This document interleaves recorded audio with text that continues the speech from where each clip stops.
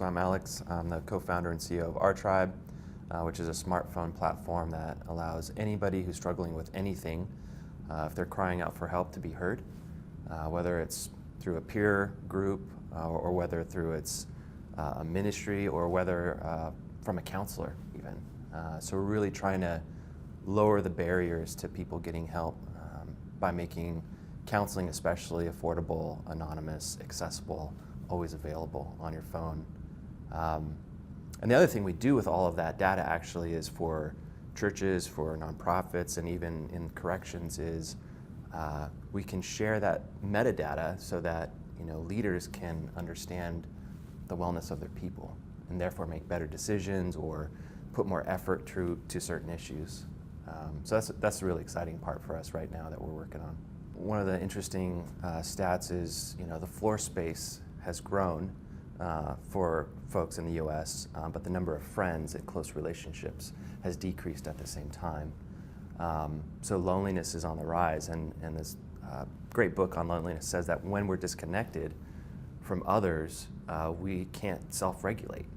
And so we start to use things to regulate: pornography, food, shopping, all of that. And so I think really at the heart of it is it's a loneliness issue and it's a disconnection.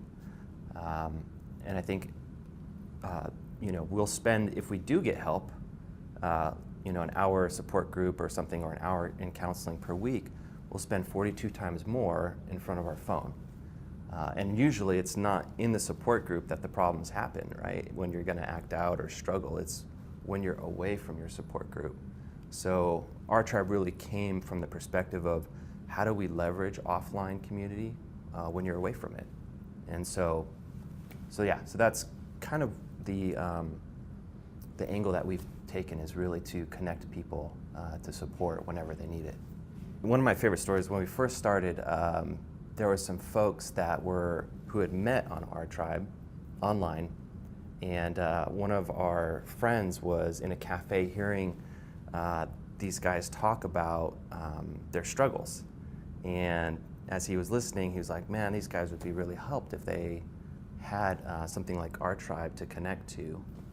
And lo and behold, he took the courage to say, hey, I was eavesdropping on your conversation, and do you guys, have you heard of rTribe? And they're like, that's why we're here.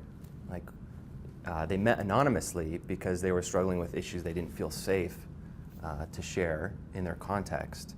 And so for them to be able to meet anonymously, build trust, and then take that into meeting together really allowed them to further their healing journey. So that's one of my favorite stories of rTribe. It really comes out of my story. Grandparents, Holocaust, trauma, addiction, on both sides of my family. And that came into my life. Lost my dad to those sorts of issues when I was 8. I carried those issues forward, obviously, from that into all sorts of craziness in my life. I was a drug dealer in college. I was, into sex, into just coping in all sorts of crazy ways. And I came to faith, actually, in college. And the problem I experienced, though, was that while I did have a pretty awesome conversion moment, I think there was not an understanding of the difference between a spiritual issue and a disease. And I know that people don't like to use disease to think about these things because it feels like it's pathologizing. But in some ways, understanding the powerlessness that comes from being affected by PTSD and addiction and all these sorts of things allows you to surrender, right, to a process that will heal you. So I was struggling with trauma, some addictive tendencies, and I was trying to apply spiritual disciplines to those issues. And what happens when you try to apply spiritual disciplines to mental health issues is they often don't work. And the problem from that is then you have two conclusions: either my faith is worthless, or God is worthless. And either of those cut you off, right, from yourself and from God, who actually wants to heal you. And so I carry that confusion with me all through ministry, not really understanding that I had PTSD, I had anxiety, and I was out of that trying to cope in unhealthy ways. And so I went into counseling, and in counseling I was like, oh, there is a difference between a spiritual discipline approach and a kind of mental health approach. And so, got better, got some healing through counseling, and then realized in my practice that the way that we were trying to help people was, in the kind of mental health realm is pretty far behind the digital age.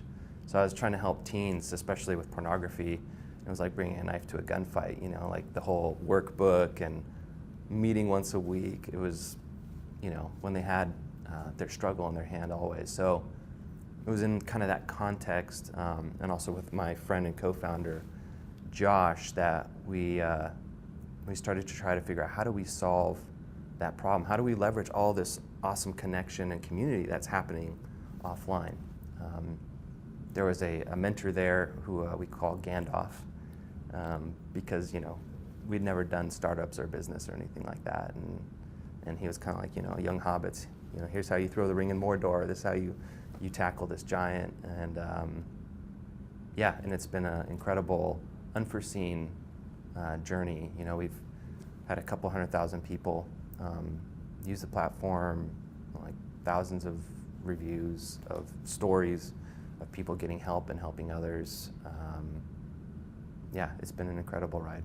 We're really a connector, so we allow people who are kind of heroes in a sense or inspirers to use rTribe for their purpose. For example, there's a 12-step group in Texas that I love because they love to go onto rTribe and just find people who downloaded it randomly and have a mentoring relationship with them.